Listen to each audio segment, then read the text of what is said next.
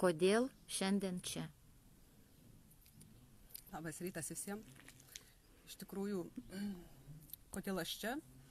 Tai dėl to, kad aš turiu vaikus, kurie yra dar nepilnamečiai, bet jau daugiau negu 16 metų. Ir aš esu mama, kuri atnešiau žinutę visiems būti atsargiam. Aš prieš 1,5 paros dar nežinojau, kad aš čia būsiu, nes tik prieš 1,5 paros aš sužinojau, kad mano vaikai be mano ir tėčio sutikimo birželio mėnesį pasiskiepijo. Tai dar gal nebūtų buvę taip baisu ir skaudu, kad pažeistos jų ir mūsų teisės tėvų iki 18 metų būti pilnai atsakingi už vaikus, nesvarbu, kur parašą jie gali uždėti, ar tam bibliotekoje, bet jie visą laiką turi gauti ir tokiuose atvejuose raštišką sutikimą iš tėvų. Tai būtų dar ne taip baisu, kad čia taip įvyko, kaip įvyko, bet kadangi mokykla ir mes pasidarėme kraujo testus, vienos mergaitės kraujas yra jau pažeistas ir suvarytas. Jei prasideda anemija, jos kraujas skystėja ir labai smarkiai pažeistas. Dėl to dabar mes tikrai turėsim praleisti nemažai pamokų, kad bandyti tą kraują atstatyti.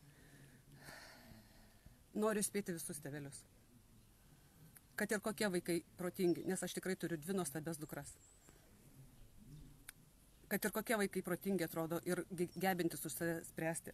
Ir galbūt jums atrodo, kad jie tikrai to irgi nepadarys, aš taip pat to nežinojau, bet jeigu jie jums nukris vieną dieną ir jūs nežinosite nuo ko, jūs dar turite pilną teisę iki 18 metų atsidaryti e-sistemą, įeiti ant savo vaiko vardo ir pasižiūrėti, ar neatrasite tai, ką aš atradau, tiesiog norėdama pasimti pažymą apie vaikų sveikatą po kraujo tyrimo ir leidimo į mokyklą. Tai dėl to aš čia, nes aš kovosiu už visus tuos vaikus, už visus Lietuvos vaikus, nuo 16-18, kuriem buvo ištransliuota žinutė per mass medijas.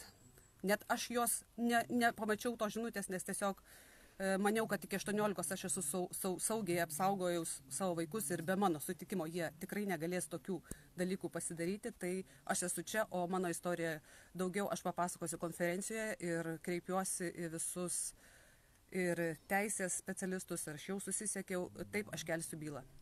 Taip, tai bus prieš Lietuvą, taip, tai bus prieš sistemą, taip, tai bus prieš tas 2 ponias, kurios nepaprašė rašytinio sutikimo iš tėvų.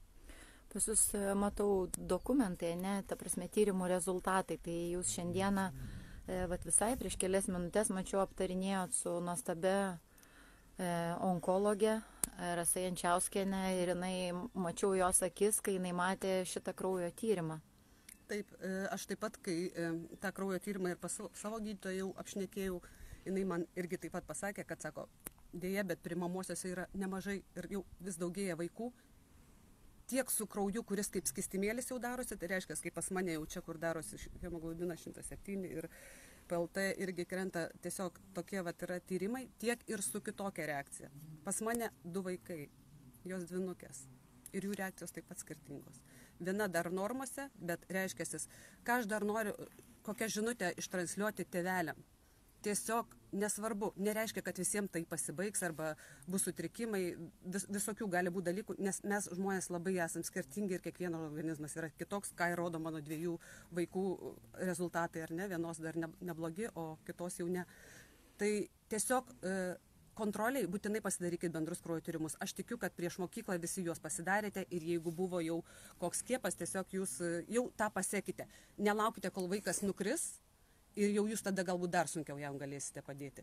Tiesiog, kad kontroliai jūs tą turite padaryti bent, manau, kas 2 mėnesius, aš dar tarsiuos kas kiek, mes dabar darysime dažniau be abejo ir seksime atsistatymą.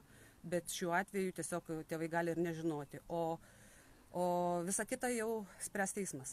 Taip, tai mes dar jungsimės, kalbėsim su daktarais, o jums labai labai didelis ačiū. Mama iš didžiosios raidės. Ačiū.